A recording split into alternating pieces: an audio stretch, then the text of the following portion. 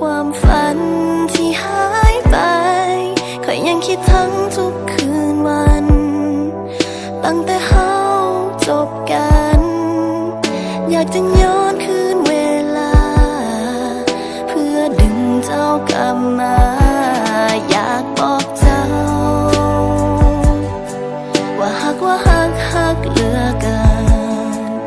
บอกต้องการสิ่งใดขอเพียงแค่เจ้าคอยอยากให้เจ้านั้นได้รู้ว่าในยามที่เจ้านั้นบ่อยู่คอยบ่มีแห่งจะสู้ and now I feel like a fool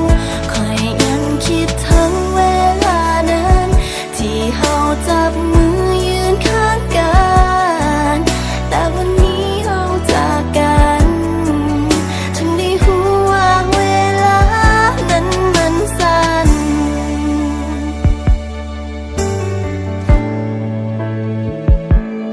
บ่เคยลืมเสียงบอกฮักและบอกลาทุกสิ่งมันซ้ำเติมบีบใจให้มีน้ำตา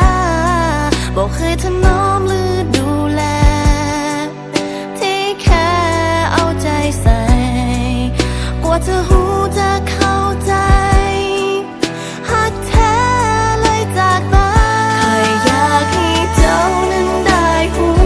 ว่าในยามที่เจ้านั้นบ่อยู่คอยบ่มีแห่งจะสู้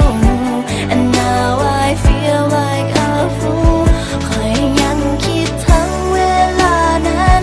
ที่เฮาจับมือยืนข้างกันแต่วันนี้เฮาจากกันถึงได้รู้ว่าเวลานั้นมันสั้น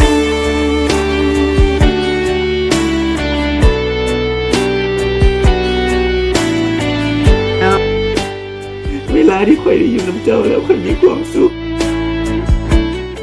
ไปอยู่น้ำเจ้าบ่ได้ค่อยตายแล้ว